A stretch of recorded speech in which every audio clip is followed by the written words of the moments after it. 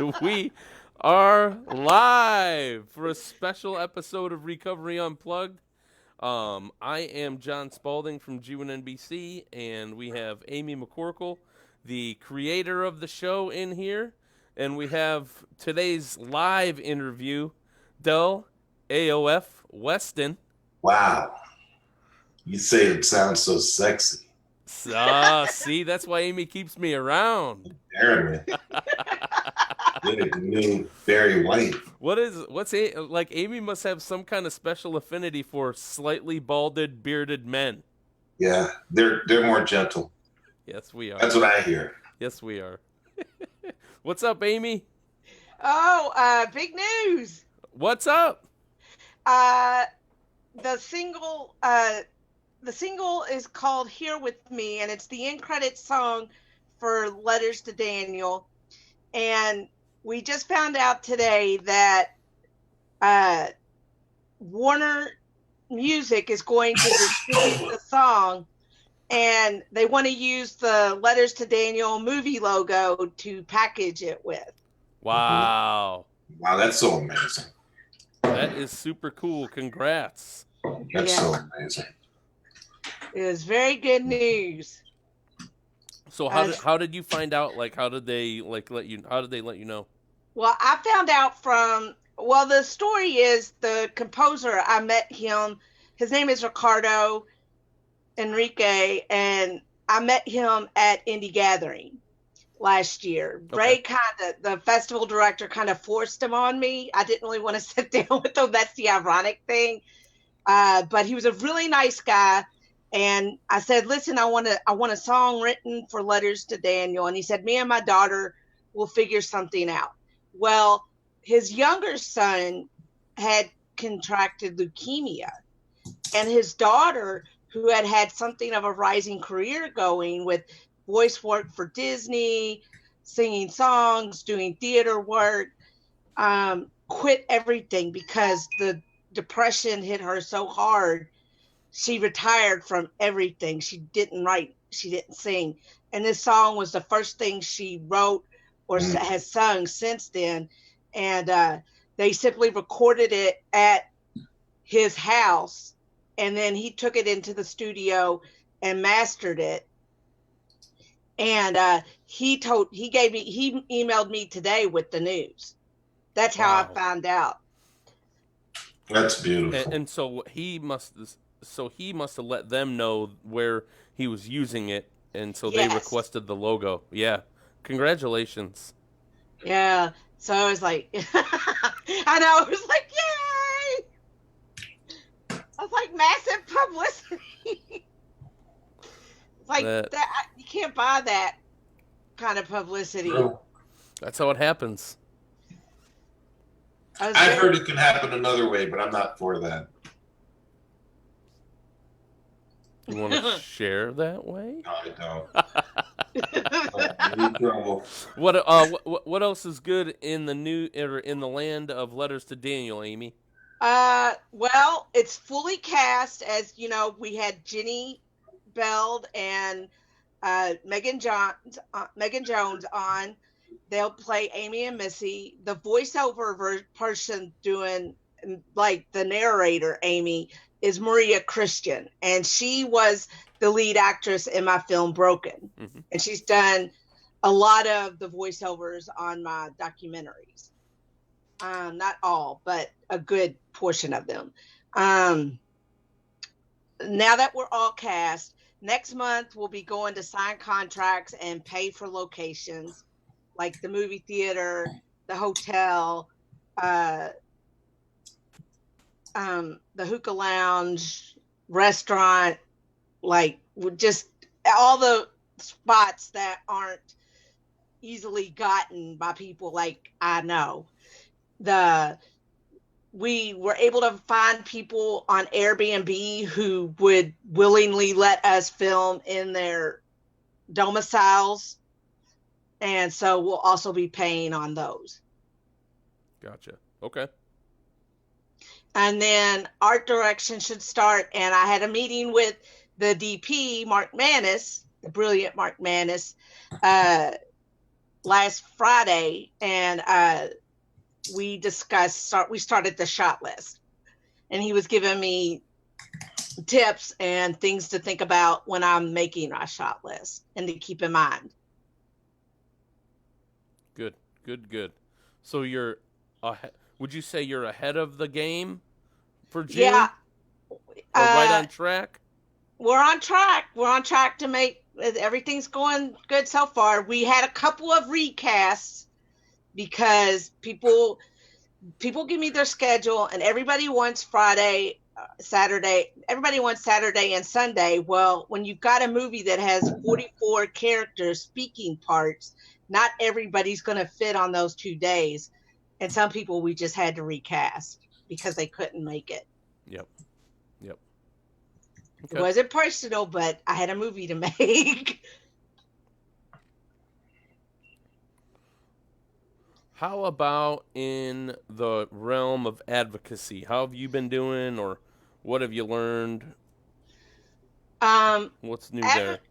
I found I'm getting frustrated when I see people who are passionate about their film to do a good thing, like they want to raise awareness about the suicide rate among veterans, and they keep, when anybody commits suicide, when anybody dies by suicide, it's a terrible thing.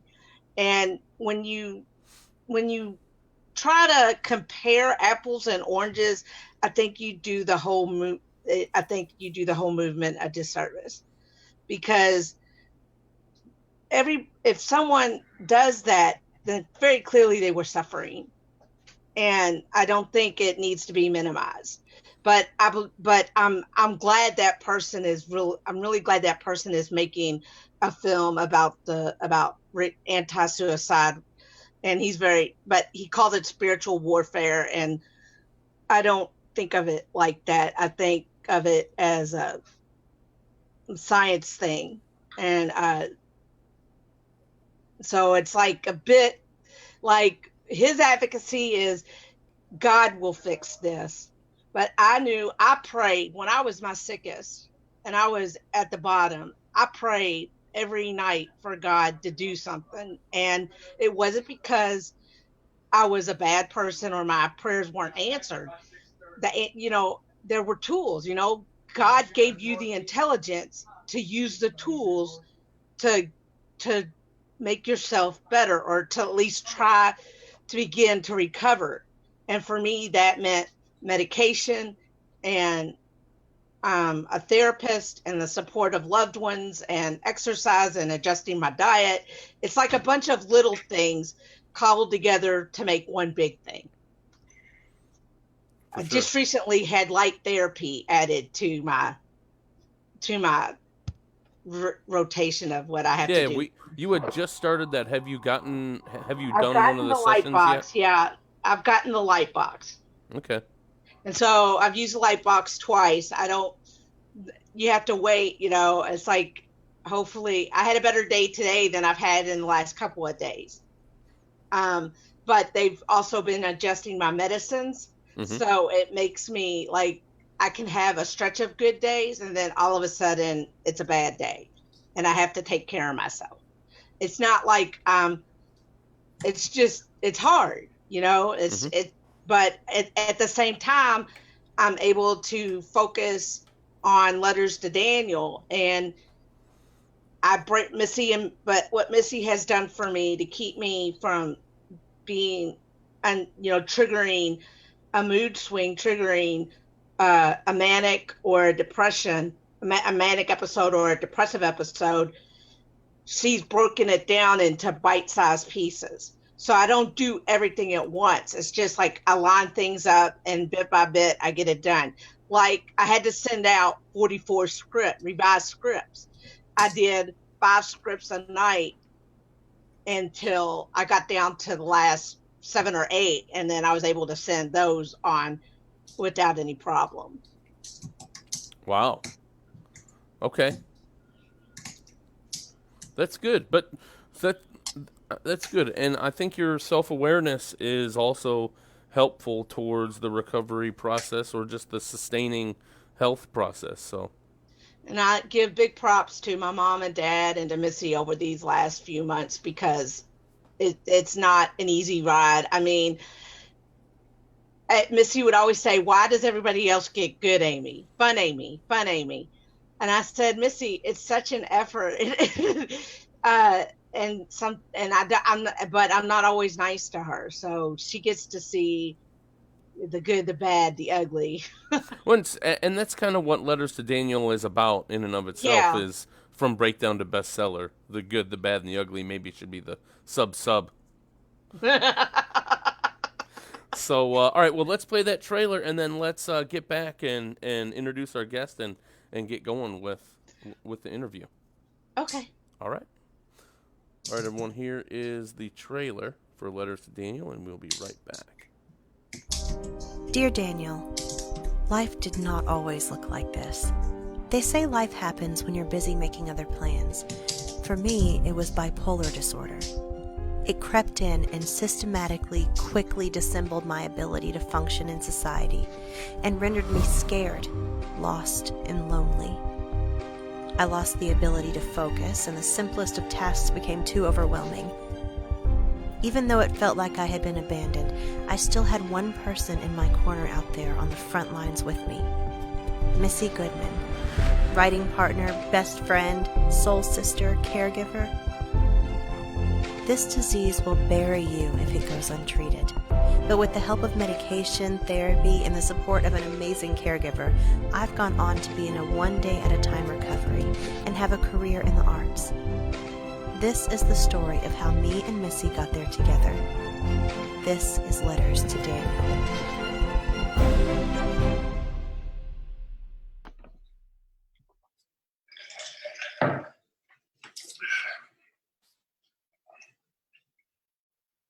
Okay. Tonight we have a very special guest on Recovery Unplugged. He is an independent producer, screenwriter, and actor, and is the founder of the wildly successful Action on Film Megafest.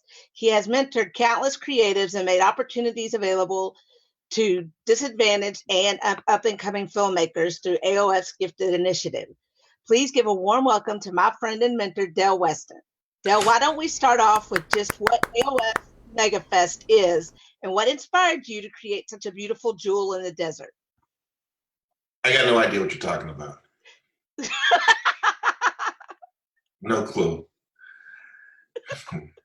How are you tonight?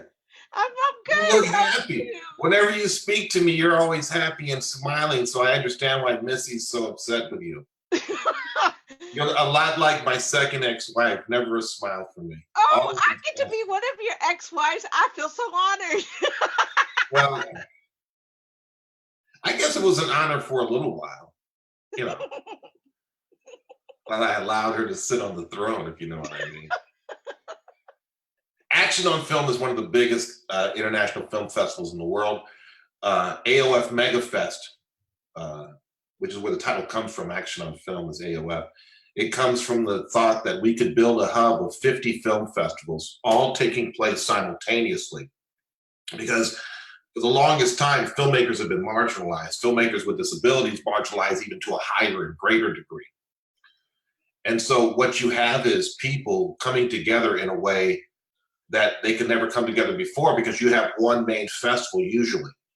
But what we've done is created, just this year alone, 15 different festivals taking place simultaneously, where people can come in and there is an avenue for them. There's a doorway for them. There's a stairwell for them. And they can climb as high as they want to go based in their work, their mentality, their level of skill. And we try not to turn too many people away, because we're built by the people who joined us, 15 years ago and even more recently. So it's a family creation, created for the family members and all the filmmakers and writers who join us, all the festival directors and speakers. Those people become ambassadors and family members themselves. That's why we're able to give so much stuff. Last year, $45,000 in Boris software, another $120,000 in writer software, all kinds of things, cash, all kinds of wonderful gifts from our sponsors and advertisers and partners. It's really the key. Okay. How does the fact that you're an independent creative yourself inform how you do business and how you mentor screenwriters and filmmakers you meet through AOF? Well, you have to understand two things. Everyone in the world has heard the word no. They've heard it their whole life, from when they were an infant up to wherever they are in life now. And when everyone is told no, you get this spirit, this attitude, this emotion, this feeling. And when you hear a yes, sometimes it's hard to take it, right? Because you're so used to hearing no. We want to be the group that says yes. And we want to be the group that shepherds and guides filmmakers and writers to a higher place than they've ever been before. And I think that we're accomplishing that, as evidenced by your success. Yeah. You really inspired me to pick it up. No, we validated the fact that you are a creative force and that you need to be recognized and that you need to be seen. You've done 99.999% of the work. The 0.00001 that I added to the ingredients was only as a way of honoring what I saw needed to be honored. So there you go. Okay. You spoke to this earlier. AOF Megafest is actually over 15 festivals umbrellaed by the original Action on Film. What is the purpose of this? What's what? What is the purpose of this? Oh, the purpose of AOF is just what I said. It's never been a show that was dedicated to making money or to schmoozing or to getting myself jobs. It's always been about the people who submit the work, period. And if they're better served by a festival like Annabelle Monroe's, most important films in the world, they can submit to that and it's free. If they're more suited toward a child's film, they can submit to 4K BK, the new festival from Vanel, or to the Young Storyteller Awards. If they're more suited toward the written word, there's Script Summit in the Las Vegas Film Festival. If they're looking for the more glamorous, there's always the Hollywood Dreams show. And if they're looking for just badass, pedal to the metal filmmaker at their best, and sometimes at their worst, then Action on Film is the place where they go. But we've tried to create a hub whereby everyone can be seen, because most film festivals just are not in the business of showing films. They're in the business of promoting their festival. And that's where everything gets screwed up, right? It's like a show that says, well, we only show films from gay women, midgets with hair lips and one leg longer than the other. Well, that's great, but that doesn't fit the profile of most filmmakers. It's like the profile of most filmmakers is not straight white men who went to college and had their parents pay for their degree in film. And now they're working at Starbucks. See, that's not what we do. And that's a true story, by the way. I had just made my first feature. I was working at Starbucks. And this guy looked at me. He had just spent $70,000 on film school, and he's next to me pouring coffee. And he thought he was better than me. And I started laughing. He said, "What?" I said, "You spent $70,000 to learn how to make a film. I just spent $20,000 and made a film. No, who's what? And he was very arrogant. And I've always learned one thing: arrogance does not suit, does not display well, does not assist you in any way, with the exception of making people hate you more than they already do. Yeah. I love the family atmosphere of AOF. We first met in 2016 when I submitted Letters to Daniel, breakdown to bestseller, and my proof of concept documentary and a corresponding screenplay. I think it's safe to say, if I had never submitted to this, never attended this show, Amy Unplugged and Recovery Unplugged would not exist. I know I'm not the only filmmaker who feels like you changed the course of their career. How do you account for that? Oh.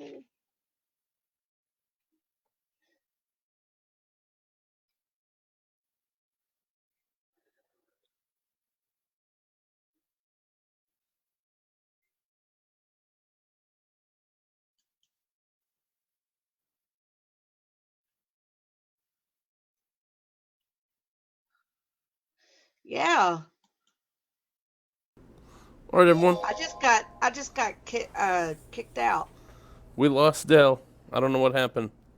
I don't know if it was internet or what, but we'll give him a chance to come back in here on Where to are you? Recovery Unplugged. Me? Yes, I can't find you on my computer. I'm over here in the Zoom window. In the Zoom window. I know. No, I have no character to go to. Let me sign out and come back in. All right.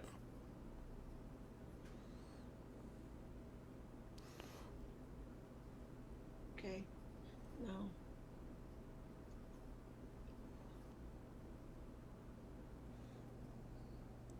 Amy's going to sign out and come back in. I can't figure out how to do it. Is the Zoom window minimized? Yeah, it's just this tiny square. I just clicked on my Zoom icon. It said join a meeting. It's weird because you're still in one and there's no bar at the bottom. Can you boot me out? I thought you'd never ask. Okay.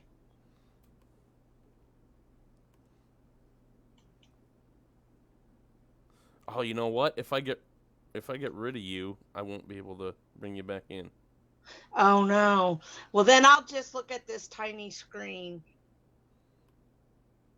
Oh wait. You can't click there on it. it There and we go. make it I bigger? found it. Okay. I figured it out. All right. Dell. Did he message you? Is he able to get back in? I don't know. I'm listening for him. Oh, Annabelle said, "Don't worry, you'll get him back." And then she said, "The true bravery needed to go live." Amen. Amen to that, Annabelle. We've had some. I've had some definite doozies. Amy and I have definitely had some definite learnings and things like that going live. So, I was just on question alive. 4, and I have 16 questions.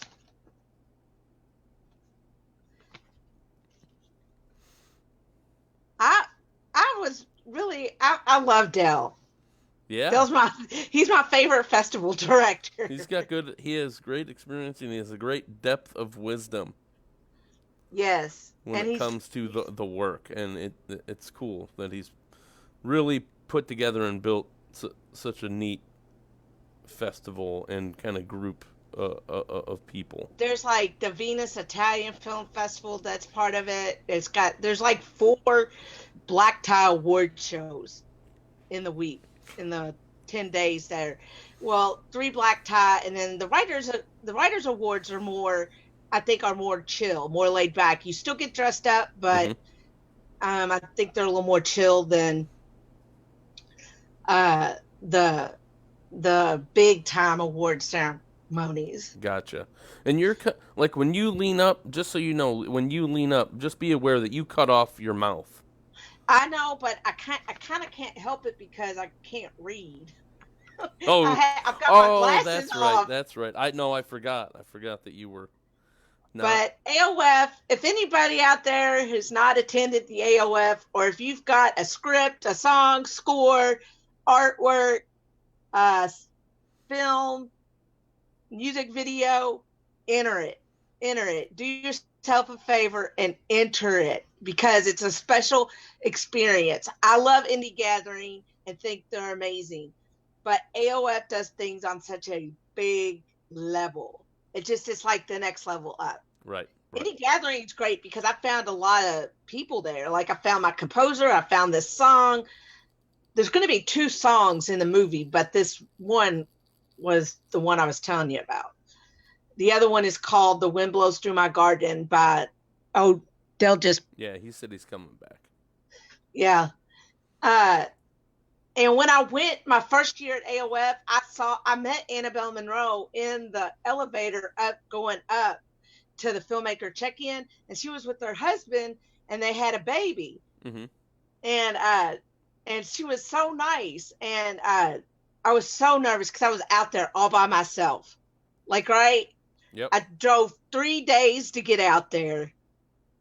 And I took 23 pounds of food in a suitcase because I couldn't afford to eat at a lot of places. So I was eating like ravioli out of a can. Uh-huh. So, but I only took $323 out to AOF the first year in California. Oh, there he is. My goodness. Annabelle says she loves you, Amy. I love her. She's going to play my mom in the film. Can you hear me? Yes, I can hear Del. Okay. Wow. What happened? My second ex-wife showed up. She does it every week, and she cuts the power to the house. I never saw anything like it. We have been married for 22 years, and she's still coming around. It makes me nuts. You know, the worst thing about it is I still kind of love her. Yeah. I mean, I never tell her that because it would be wrong. But then we do have those dark Friday nights when Tisa's not home and the kids are with their cousins. I make a little phone call. I see that car whiz by. She drives a Tercel from 1987 with a Pizza Hut delivery triangle on top. That's how I know it's her. I also know she doesn't work for Pizza Hut, which really scares me. Who's she trying to be? I'm sorry. Everything just cut off at what's never happened before. Okay. Well, I'll re-ask my question. We first met in 2016 when I submitted Letters to Daniel, Breakdown That's to right. Bestseller, my documentary, and a corresponding screenplay. I think it's safe to say if I had never attended this show, Recovery Unplugged and Amy Unplugged would not exist. Oh, that's not true. I know I'm not the only filmmaker to feel like you changed the course of their career. How do you account for that? Well, it's because we do.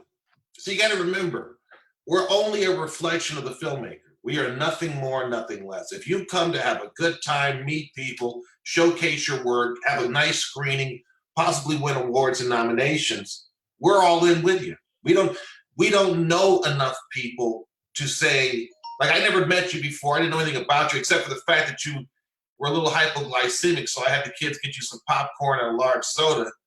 And you sat there with your straw looking at me like this for an hour. I'll never forget that.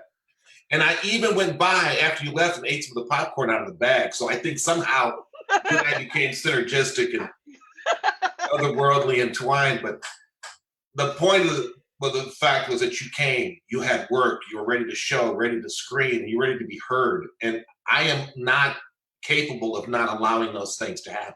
Well, you moved heaven and earth to make sure it did, because everything seemed to conspire against my... Only thing I moved was my fat ass from one restaurant to the next one. Which makes me nervous because I always think to myself, how come there's so many food-related events at AOF? You notice how many there are? Yes, and I'm grateful.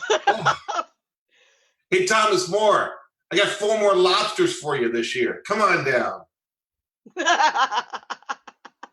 I'm joking. Okay. As you know, I look forward to AOF every year. And while it takes some doing, I can pull it together because it's worth it. What would you tell the financially struggling creative out there trying to make it and why AOF is worth it? The same thing I tell the multimillionaire and the billionaire who come. See, the guys like Dr. Goldman, he shows up. His time is his money, right? And yes. I'm not going to lie, he's become a great producer for me over the last 3 years. He's producing 4 of our projects right now, believe it or not. Wow. And he made himself available to us. So when you say a poor filmmaker, all filmmakers are poor. Yeah. Even when you think about it, guys like James Cameron and the rest of them, they're poor on time. They have the money, they have the resources, but they're time poor. Okay? They don't have enough of it to go around. So when I see a filmmaker says, well, how am I supposed to do it? I said, do it the same way I did. See, I remember using my paycheck, my bonuses, every dime I had to scrape together to make the worst film in history. It's called Painless George. That was my very first film. But something magical happened on that film. I was standing up, composing the first shots. We were shooting at the Ice House in Pasadena, California. And this girl who I barely knew walks over and I'm directing, and it was a cold night. And she takes her hand and puts it in my jacket pocket with my hand. And she goes, "It's going to be okay. You're really going to do this great." At first, I thought it was my mother until I felt the rough skin of a tradesman. Then I knew it was some hot little girl from Oklahoma or something who was just really serious in telling me this. She was saying, "This is bigger than me. You got it." And I barely knew her. But I got to know her later, if you know what I mean. And yes, we did share meds. So that's another story. But we're just a reflection of you. You show up, you're ready, we'll show up and we're ready. You come with a good attitude, we come with a good attitude. You show me you're a winner, I'll make you a winner. That's all it is. So when you say you're poor or you're broke, what you're telling me is you don't have time for your hobby or for your vocation. I don't believe either case, because people always have enough money for what they really want to do.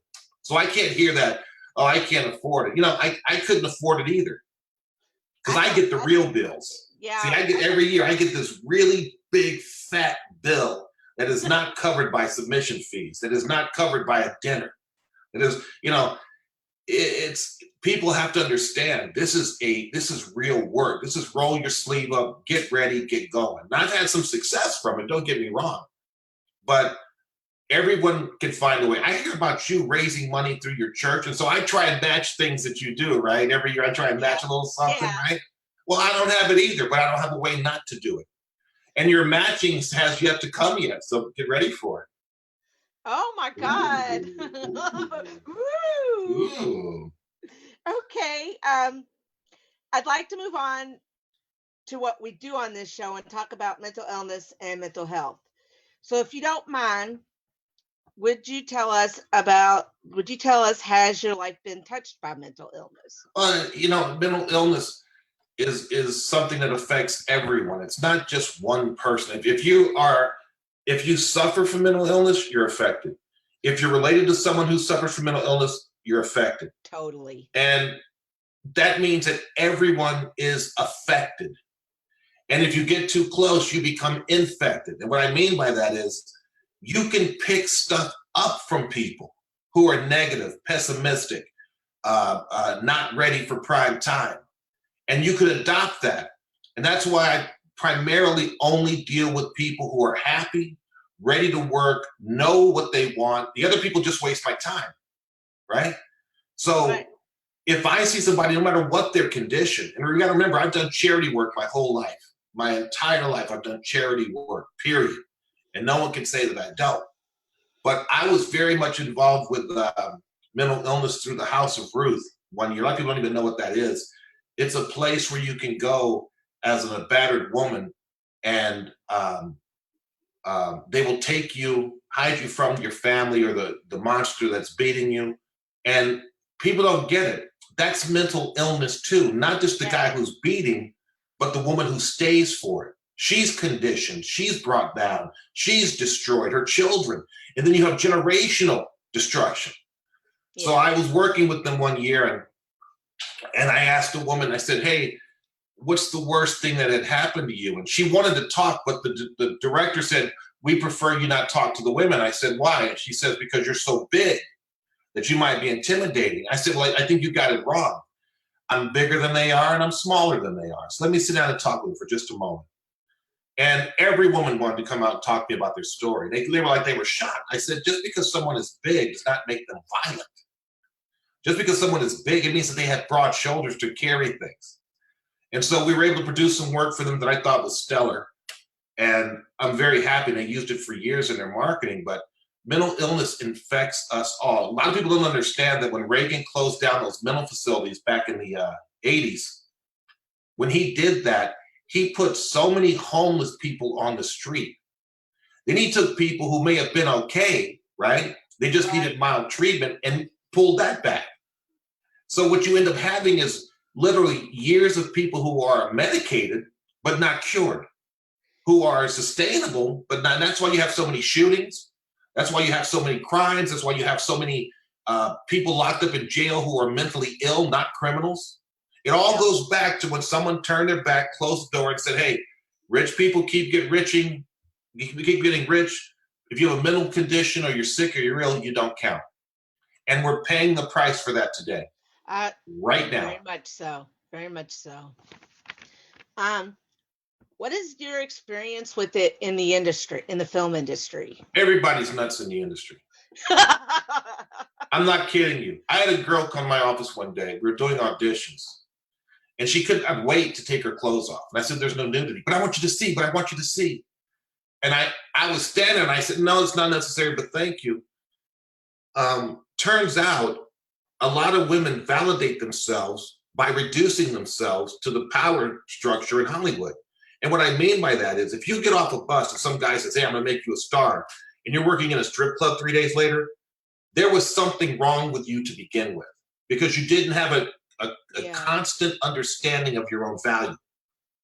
What is your value? And it's not in nudity, it's not in profanity, it's not in violence.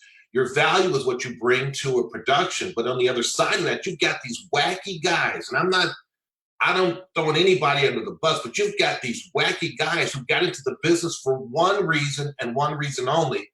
And it wasn't to tell stories. It was to have control over women, period. Nothing more. And that's where a lot of your issues come in the industry, is because a lot of these guys who couldn't get a date in high school, a lot of these guys who didn't go to the Sadie Hawkins dance, a lot of these guys who didn't get picked, it was time to go out, or they were rejected, they're in Hollywood. They got their degree, they're writing a script, and you don't count anymore. So you have to really understand your value. And if you don't, you run the risk of becoming a victim. And once you're victimized and you have a mental condition, well, now here comes the drugs, the drinking, the bipolar, all these things that occur from the situation you put yourself in. It's like young Black men believing that they belong in jail, right? How do you raise an entire group in a society to believe that the rite of passage is to go to jail and go into the criminal justice system? There's something wrong in the matrix. So I think that a lot of that is single parent homes. A lot of that is adoption. A lot of that is abuse in the home. And it all stems from the same thing. We don't care about each other. We truly don't. So until we fix that problem, the industry stays the same. I haven't seen Harvey Weinstein do a day in jail yet. Trust me. And I've been waiting for that. And if they don't get him, they can't get anybody. Kevin Spacey's going to skate, right? And it's because when it goes past the manipulation of women, where does it go? It goes to boys and children. Think about that. That creates that situation. Okay. In the past, Hollywood has had a mixed track record with its representation of mental illness in their films and television. Do you see this changing or getting better? If so, how so? If not, how not?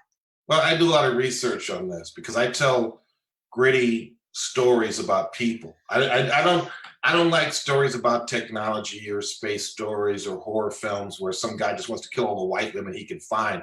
It was funny. Paul Mooney said the most endangered species in the world is a blonde, pretty white woman, because there's no horror film that doesn't show them being murdered and decapitated, raped, destroyed. I mean, just think about that for a second, what your sensibility is. If that is the case, how can it get better? If that is the case, that if your kid is watching San Andreas Fault and raping hookers by the side of the road in the virtual world, what's the next step? It's the physical world, right? So you look at the video games mixed with entertainment, mixed with salacious news, and then these celebrities who, they are so far out of touch with anything normal or regular that everyone wants to be them. That's why there's so many internet models. If Instagram went down for 2 days, there'd be 10 million women out of work because they're not models anymore. They're Instagram models. And that image that you portray is not who they are. They're just wounded people looking for someone to love them enough so they can take their picture off of Instagram and share it in a loving relationship. So relationships become very, very important. You speak about Missy, and I think it's beautiful what she's done for you. And you still give her the brunt of your inability to be calm. I don't mean to. Well, that's your issue. Yeah. See, there's your issue. We have to get past the point where we are dependent on people, no matter how dependent I am on Annabelle Monroe. Te quiero mucho, maybe that. You have to really care about other people. And if you don't, imagine someone who's off their meds, unhappy, depressed, and they have no one to say, hey, I love you today. Hey, I was thinking about you today. Hey, what are you doing? A normal person can't take life without those things. So how's a person who's suffering from a mental condition supposed to act? There's no way to know. Yeah, you need it. You have to have your support network. Whenever we were in Texas, it was just her, and we learned a lot in our time out there. It's a lot better now than it was. We've known each other. It's the 20th anniversary in October of my diagnosis, and where I was, even though I still have hard days, and I say I'm hard on her, my hardest day now doesn't even begin to touch what it was 20 years ago. See, that's fantastic. That's beautiful. See, the reason she stuck around, and I said, Missy, why did you stay when I was such a mess? She said, well, probably because you were getting help. You were actively seeking help and getting help. And also I was probably a little bit codependent. Everybody's codependent, trust me. They say they're not, but they are. Everybody needs somebody. Okay. What kind of films addressing mental health do you see coming through your film festival? We get everything. A lot of it deals now with PTSD. Oh. And the veterans. There's been such an outpouring of really great films based in the soldier's experience. I mean, someone sends you halfway around the world, says, kill all those people, then go home. Yeah. That's a heavy weight. And then you say, well, we're not going to treat you. We're going to make you wait 6 weeks for an appointment. We're going to give you as many meds as we can. Then we're going to see you again 6 months from now, maybe. There's a reason that, what is it, 1 in 7 or 1 in 5 homeless are veterans. Yeah. There's a reason for that. And it's mental. It's not that they love living on the street. It's maybe some of the guilt from what they've been forced to do. Guilt is a very heavy motivator. Yeah. Very heavy. Yeah. And when you're unbalanced, that guilt can be multiplied 1,000 times. It's like, which is why my first ex-wife slept with me. She felt guilty. It's a true story. Okay, so having been the proud recipient of the Best Social Commentary Award twice, once for my documentary, Letters to Daniel, and once for the romantic drama Broken, what pushed you to include such an amazing category in your festival? Well, if you're alive, your issues are social now. Yeah. Because your life has been invaded. Your life has been, for convenience, of course. You want to have a camera on your computer? Great. We can see and hear everything you do. You want to have the internet? Great. We can track everywhere you go. So there's a benefit, but there's also a trade-off. Anybody with a name, they're going to find their name on Facebook with some jerk off copying who they are, right? And then posting whatever they want to post because they're sick, or because they're jealous, or because they're small, or because they're stupid, or because they're bored. So everyone now is involved in society, whether they want to be involved or not. There's planes and cars that float around from Google mapping your neighborhood, your license plate, what kind of car you drive, what your address is. Everything is social now. And it's only going to get more and more social. That's why crowdfunding is so successful. And that's why groups like Antifa are successful, because it's easy to contact people like you and then act on your sameness. So when you think about that and everything that's coming, it can only get worse because there's no one saying, turn that off, don't join that internet club, don't do this, don't do that. They're all saying more, more, more because we want to be lazy and free. Lazy, lazy, lazy. Okay, take that from me and take that and take this. Pretty soon, what do you have? And when the biggest financial firms like Equinox and the rest of them and Facebook and MSN are all being hacked, there's nothing you have that is personal, nothing anymore. Not your conversations or the nude pictures or whatever the hell's out there. It's public. You are in society. So there can only be more films reflecting that neuroses that is caused by being part of society. Was my hair right? Did my dress fit? Are my teeth white enough? Did I clean my ears? Because Jerry or Susan or Bill or Karen may be watching. They don't care about you. The advertisers care about you. So it's a little bit misleading, but yeah, you'll see more social conscious films. But we've always supported those, always, because we know what's going on a little bit. Okay. I have felt the love and support of both you and your wife, and festival director, Teresa My Weston. current wife or one of the other ones? Your current wife. Oh, yeah, she's great. In many ways, both professionally and personally. Yeah. Prime example being when I suffered an anxiety attack at the writers' gathering last year. Teresa took care of me in its aftermath. What compels you, other than the fact you both have such huge hearts, to support your film family in that way? Well, we've been on the other side, both of us. We know what it's like when you are in need and you are ignored. If you have that knowledge and you don't go out and offer that to someone else, you got a serious problem. Yeah. If you know what it's like to be in pain or suffering or in mental anguish and no one helped, then there's no excuse. You don't have to help anybody. But you've been a benefactor or someone who reached out and said, let me ease your mind. Let me take this pressure off your shoulders. Let me carry the weight for just a moment. Then you must, you must act that way to others.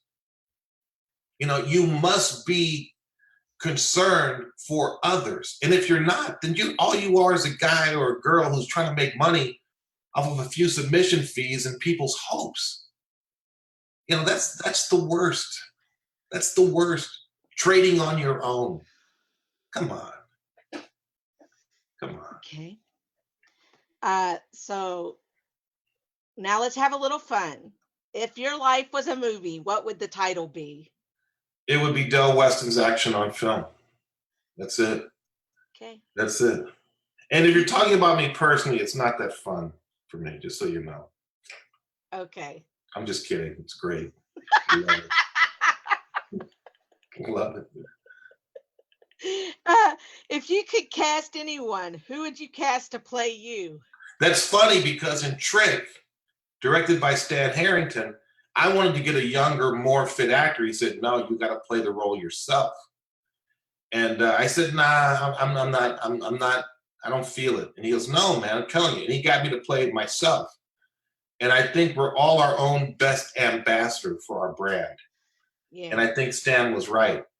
You have to play yourself. You know, we're working on a project right now about a famous musician, and the guy's still alive. And so they're like, well, who will we get to play him? And I was thinking about names and people and stars, and I thought for a second, if I put anybody in here, then I'm going to have to take the stain of who they are and mix it to what the image of this player is, this musician. And ultimately, it becomes unfair. You know, ultimately, it becomes unfair. It becomes parody.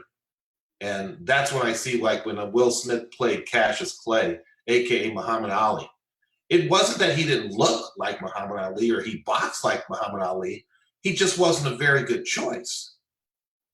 You know, Black people come in all kinds of shades and colors and sizes with different voices and this and that. But when an audience can recognize someone else in you because they want to, even though you have none of the characteristics of the other person, it becomes parody. It's like Jamie Foxx in Ray. I've seen Jamie Foxx and I've seen Ray. They got nothing to do with each other. But the perception on the part of non-Black people is that, oh, they look alike, they can play each other. That's the same problem a lot of Asian actresses have. You don't know who they are. It's like one woman playing every single role, and it might be 10,000 different actresses, but it's hard to break out in China, if you know what I mean. It becomes copy paste. We don't want that. So I'll play me. Okay. And then young me can be played by who'd be a really good choice. The best me I think I could possibly get would be this girl I met in Fresno once. Her goatee was almost an exact match to mine. And when we kissed, I could taste some burrito in her mustache. And I said, my God, this woman's just like me. Because I always save a little something under here for later in case I get hungry because I'm a little hypoglycemic. And one day I'm digging like this girl says, is everything right? I said, yeah, you got a microwave? And she said, yeah. And I pulled out like a 2-day-old 3-foot burrito wet. It was and we heated it up and ate it. Saved me about $20 on dinner. Okay. That's a true story. What has been your greatest joy in this lifetime? Oh, easy. There are 3 occasions. The top of the top. Number 1, I defended my wife against 17 guys once in a casino in Vegas. One guy made a comment, and they all giggled like little children. And I stopped and I said, hey, which one of you said that? Which one of you brave men said that about a woman you don't know and have never met before? And I said, that's what I thought. Everybody's a hero when they were in a crowd of lemmings. And they stopped for a second. They couldn't figure out, was this guy serious? No, I'm serious. And they all apologized. They apologized. Sorry, bro. No. The second time was the birth of my daughter. No question. And the third time was the birth of my son. Everything else, including that afternoon with Vanity, compares. Nothing compares to those 3 events. And finally, to close this out, when you're standing at the pearly gates of heaven, what do you hope to hear them say?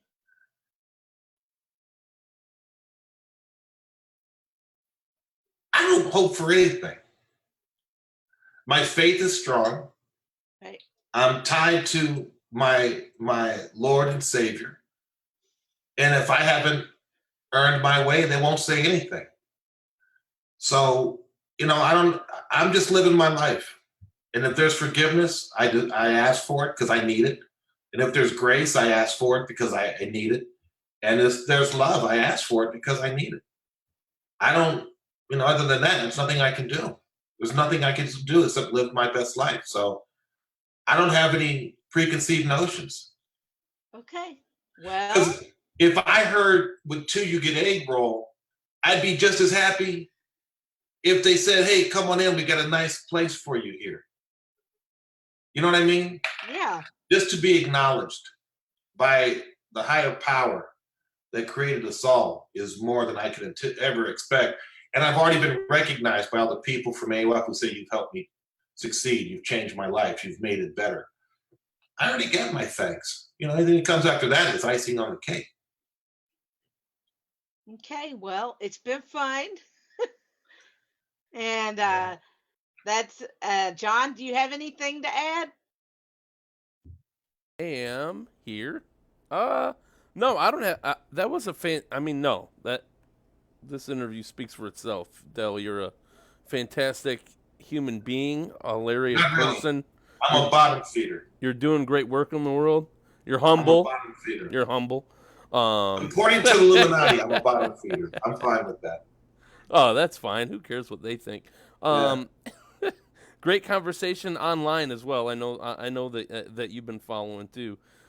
Joanne said nothing more genuine than a man who stands up for his lady, and Katharina Michio said this is going to be an epic year. Yeah, it is an epic year. So it already is. That. Yeah, it already is in a lot of ways that people won't see until they get there. Man, I can't and wait. Thank you both. What a pleasure to be with you both. And what great work you're both doing for people who are suffering. I mean, there's nothing more that you can do than bring awareness to the condition and then reach out. I just wish there was a point to somewhere where people could get immediate help. I'm going to help with that. Females between the ages of 18 and 26 should call Del Weston, and then the rest should go to a helpline. Hey. You heard it here first, ladies and gentlemen, on Recovery Unplugged. No, you other than like us oddly losing you like right in the beginning, this was a great live first episode of Recovery Unplugged. So well, I'm happy. I'm so happy. So yeah, thanks for sharing it with us. Thank you very much. It's been a pleasure. All right, everyone. So we'll see you the next time Amy lines up another interview, unless you already have one lined up, Amy. I have one lined up. So we'll see you next. Like a termite, she never stops working. So we'll see you next Monday, same time. Is that right? Yes, that's right. With Rebecca McAuliffe. Recovery Unplugged with Rebecca McAuliffe. I'll be watching. All right, you guys have a good one. Everyone out there, thanks for tuning in. Thank you. Bye-bye. Bye-bye.